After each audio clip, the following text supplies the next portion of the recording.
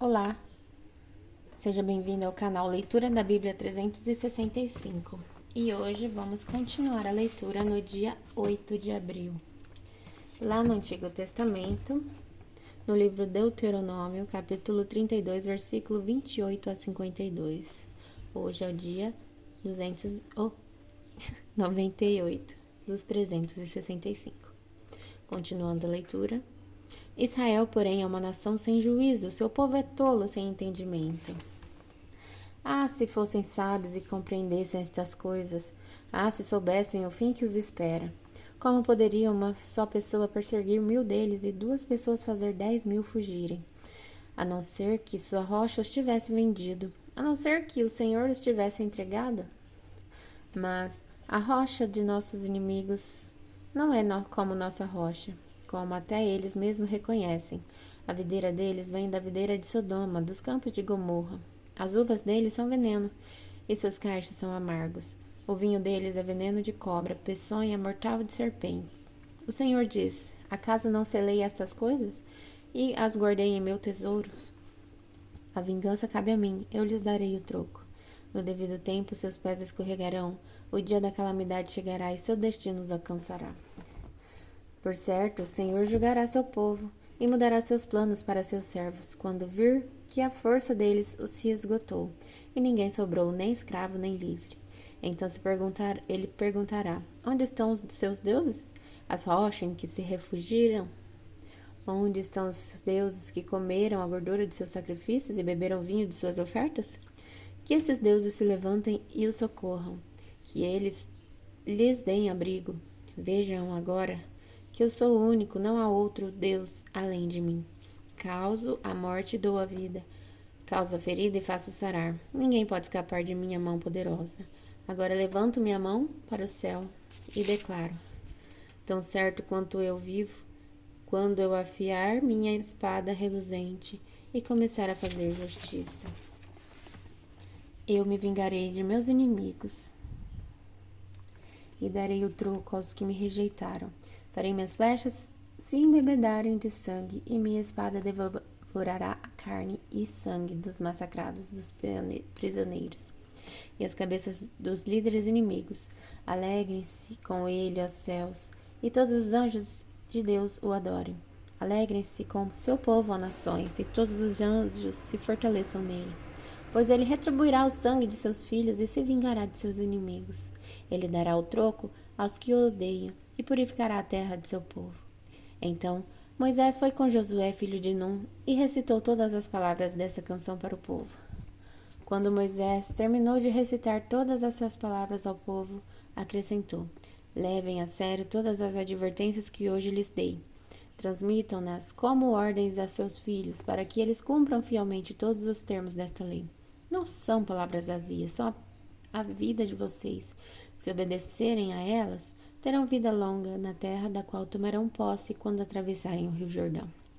Naquele mesmo dia, o Senhor disse a Moisés: vá a Moabe, às montanhas a leste do rio, e suba o monte Nebo, ao lado oposto de Jericó. Veja a terra de Canaã, a terra que deu aos israelitas como sua propriedade. Você morrerá ali, no monte, e será reunido a seus antepassados, como Arão morreu no monte Or e foi reunido a seus antepassados.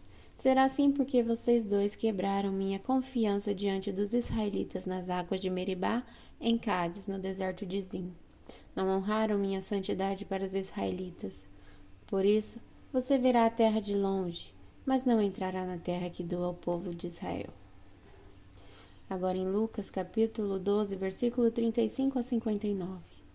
Estejam vestidos, prontos para servir, e mantenham suas lâmpadas acesas, como se esperassem o seu senhor voltar do banquete de casamento. Então, poderão abrir-lhe a porta e deixá-lo entrar no momento em que ele chegar. E bater. Os servos que estiverem prontos, aguardando o seu retorno, serão recompensados. Eu lhes digo a verdade. Ele mesmo se vestirá como servo, indicará onde vocês se sentarão e os servirá enquanto estão à mesa. Quer ele venha no meio da noite, quer de madrugada, ele recompensará os servos que estiverem prontos. Entendam isto. Se o dono da casa soubesse exatamente a que horas o ladrão viria, não permitiria que a casa fosse arrombada. Estejam também sempre preparados, pois o Filho do Homem virá quando menos esperar. Então Pedro perguntou: Senhor, essa ilustração se aplica apenas a nós ou a todos? O Senhor respondeu: O servo fiel e sensato é aquele a quem o Senhor encarrega de chefiar os demais servos da casa e alimentá-los. Se o Senhor voltar e constatar que seu servo fez um bom trabalho, eu lhes digo a verdade. Ele colocará todos os seus bens sob o cuidado desse servo. O que acontecerá, porém, se o servo pensar: meu senhor não voltará tão cedo, e começar a espancar os outros servos, a comer e a beber e se embriagar? O senhor desse servo voltará em dia que não se espera e em hora que não se conhece. Cortará o servo ao meio e lhe dará o mesmo destino dos incrédulos. O servo que conhece a vontade do seu senhor e não se prepara, nem segue as instruções dele, será duramente castigado. Mas aquele que não a conhece e faz algo errado, será castigado com menos severidade. A quem muito foi dado, muito será pedido, e a quem muito foi confiado, ainda será exigido. Eu vim para incendiar a terra, e gostaria que já estivessem em chamas. No entanto, tenho de passar por um batismo, e estou angustiado até que ele se realize. Vocês pensam que vim trazer a paz à terra? Não, eu vim causar divisão. De agora em diante, numa mesma casa, 5 pessoas estarão divididas, 3 contra 2 e 2 contra 3. O pai ficará contra o filho e o filho contra o pai. A mãe contra a filha e a filha contra a mãe. Sogra contra a nora e a nora contra a sogra. Então, Jesus se voltou para a multidão e disse: quando vocês veem nuvens se formando no oeste, dizem: vai chover. E tem razão. Quando sopra o vento sul, dizem: hoje vai fazer calor. E assim ocorre. Hipócritas.